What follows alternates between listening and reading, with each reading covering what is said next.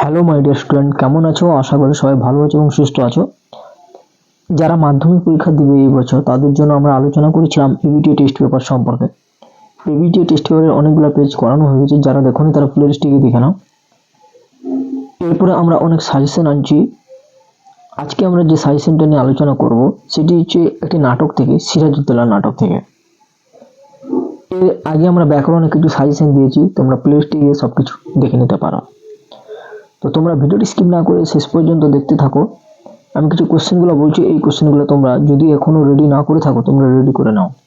আর তার মধ্য থেকে আমি বাছাই কিছু 16টি প্রশ্ন বলে দেবো। মাত্র 16টি প্রশ্ন করলে এখান থেকে কিন্তু অবশ্যই তোমরা কমন পেয়ে যাবে। তো দেখো, বাংলা সাজেশন মাধ্যমিক 2026 সিরাজউদ্দৌলা নাটক। দেখো, প্রথমে রয়েছে যে সিরাজউদ্দৌলা নাট্যাংশে সিরাজের চরিত্র, অথবা এই কোশ্চেনটা থাকতে পারে সিরাজের মধ্যে যে দেশপ্রেমের পরিচয় পাওয়া যায় তা লেখো। আর এটা হচ্ছে ঘসেটি বেগম চরিত্র, অথবা ঘসেটি বেগম চরিত্র না দিয়ে প্রশ্নটা একটু ঘুরিয়ে দিতে পারে, থাকতে পারে যে সিরাজউদ্দৌলা নাট্যাংশে ঘসেটি বেগম স্বার্থান্বেষী, প্রতিহিংসা পরায়ণ, উপযোগী এক বাস্তব নারী চরিত্রটি বিশ্লেষণ কর, এটা থাকতে পারে। তাহলে আমরা এখান থেকে দুটো চরিত্র করব, একটা হচ্ছে সিরাজ চরিত্র আর একটা হচ্ছে ঘসেটি বেগম চরিত্র। এই দুটির মধ্যে কিন্তু একটি পেতে পারো। তারপরে দেখো 3 দাগ, যে তোমাকে আমরা তোপের মুখে উড়িয়ে দিতে পারি জানো। বক্তাকে উদ্দিষ্ট ব্যক্তির প্রতি এই হুঙ্কারের কারণ কি? আগে কোশ্চেনগুলো দেখে নাও, তারপরে গুরুত্বপূর্ণ কয়েকটা 16টি প্রশ্ন আমরা বেছে বলে দিব। দেখো, 4 রয়েছে যে আপনার অভিযোগ বুঝিতে পারলাম না, কার বিরুদ্ধে কি অভিযোগ তা লেখো।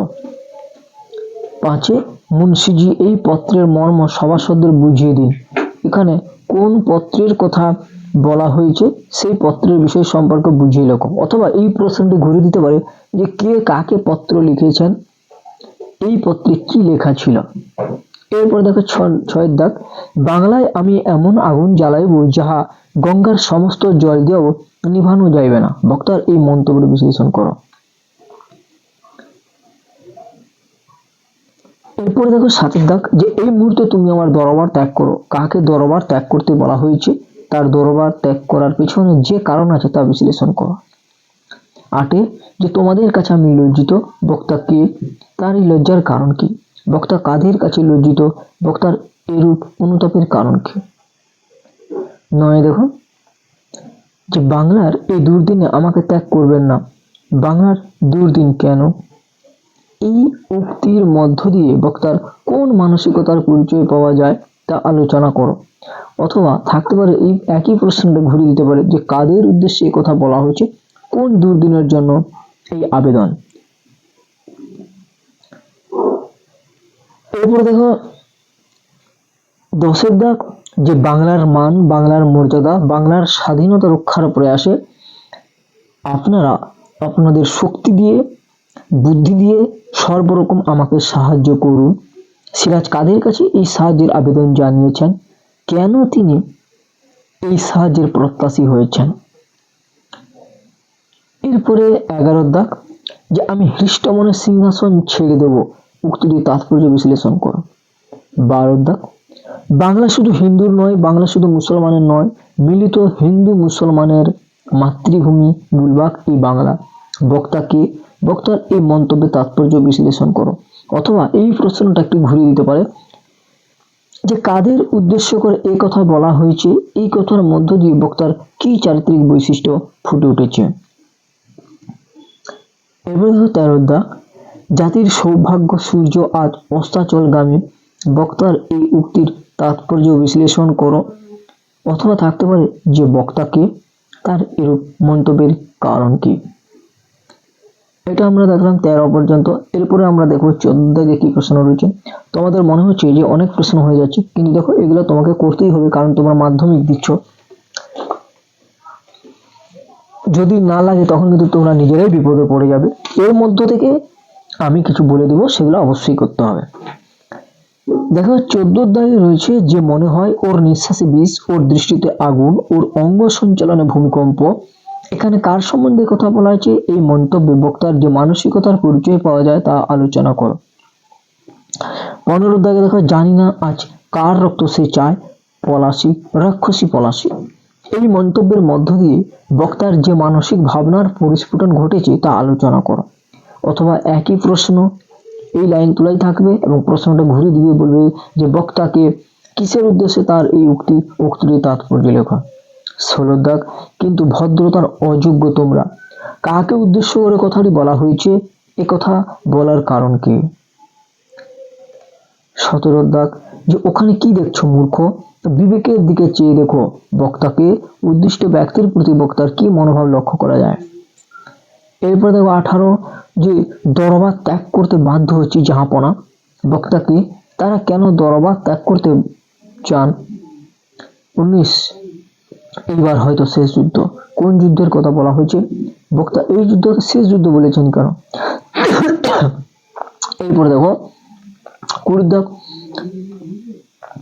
বাংলার ভাগ্যাকাশে আজ দুর্যোগের ঘনঘটা, তার শ্যামল প্রান্তরে আজ রক্তের আলপনা, বক্তাকে কোন দুর্যোগের কথা বলা হয়েছে।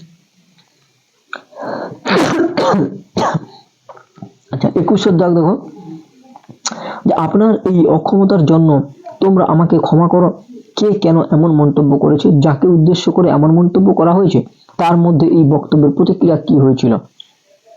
22, যে আমরা নবাবের নিমক বৃথাই খাই না, এ কথা তাদের মনে রাখা উচিত, নিমক খাওয়ার তাৎপর্যকে বিশ্লেষণ করো। অথবা এই কোশ্চেন থাকতে পারে যে আমরা বলতে কাদের বলা হয়েছে, তাদের এই কথা বলার কারণ কি, অথবা কাদের কোন কথা মনে রাখা উচিত, উক্তির মধ্য দিয়ে বক্তার চরিত্রের কোন দিকটি ফুটে উঠেছে। এই 22টি প্রশ্ন তোমাকে করতে হবে। এই 22টি প্রশ্নের মধ্য থেকে আমরা বাছাই করে কিছু প্রশ্ন বলবো, বলেছিলাম মাত্র 16টি প্রশ্ন। এই 16টি প্রশ্ন করলেই তুমি কিন্তু পরীক্ষাতে অবশ্যই কমন পেতে পারো। কোন 16টি প্রশ্ন, চলো এবার আমরা দেখে নেব। তো তার আগে বলি যে চ্যানেলটি যারা এখনো সাবস্ক্রাইব করনি তারা সাবস্ক্রাইব করে কাছে থাকো এইভাবে ভিডিওগুলি পাওয়ার জন্য। যদি ভালো লাগে বন্ধুদের সঙ্গে অবশ্যই শেয়ার করো এবং লাইক করতে কখনোই ভুলো না। দেখো কোন 16টি প্রশ্ন আমাকে করতে হবে। দেখো প্রথমে যে প্রশ্নটি করতে হবে সেটা হচ্ছে এই দুটি, একটা হচ্ছে সিরাজউদ্দৌলা চরিত্র আর একটা হচ্ছে ঘসির বেগম চরিত্র। বারবার বলছি এই দুটি চরিত্রের মধ্যে একটি কিন্তু খুব আসার সম্ভাবনা রয়েছে। এরপরে দেখো রয়েছে যে মুন্সিজি এই পত্রের মর্ম সভাসদদের বুঝিয়ে দিন, এই যে 5 দাগ, এই প্রশ্নটা আমি আর বারবার বলছি না, তোমরা দেখে নাও। 6 দাগে, যে বাংলায় আমি এমন আগুন জ্বালাইবো যাহা গঙ্গার সমস্ত জল দিয়ে নিভানো যাবে না, এই প্রশ্নটা। 7 দাগের প্রশ্ন দেখো, এই মুহূর্তে তুমি আমার দরবার ত্যাগ করো। তারপরে পুরো ভিভিআই তোমাদের কাছে আমি লজ্জিত, বক্তাকে তার এই লজ্জার কারণ কি, এটি বাংলার এই দুর্দিন আমাকে ত্যাগ করবেন না, এটি একটি বাংলার মান, বাংলার মর্যাদা, বাংলার স্বাধীনতা রক্ষার প্রশ্ন, এই যে 10 দাগে এই প্রশ্নটি। এরপরে দেখো 12 দাগে, যে বাংলা শুধু হিন্দুর নয়, বাংলা শুধু মুসলমানের নয়, মিলিত হিন্দু মুসলমানের মাতৃভূমি গুলবাগ এই বাংলা। তারপরে ভিভিআই, জাতির সৌভাগ্য সূর্য আজ অস্তাচলগামী। এদিকে কয়েকটা প্রশ্ন দেখলাম, আর কয়েকটা প্রশ্ন দেখছি এদিকে। এখানে দেখো পুরো ভিভিআই, যে মনে হয় ওর নিঃশ্বাসে বিষ, ওর দৃষ্টিতে আগুন। 14 দাগে, 15 দাগে, জানি না আজ কার রক্ত সে চায়, পলাশি রাক্ষসী পলাশি, এটি একটি।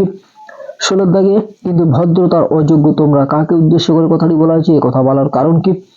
18, দরবার ত্যাগ করতে বাধ্য হচ্ছে জাহাপনা, বক্তাকে তারা কেন দরবার ত্যাগ করতে চান।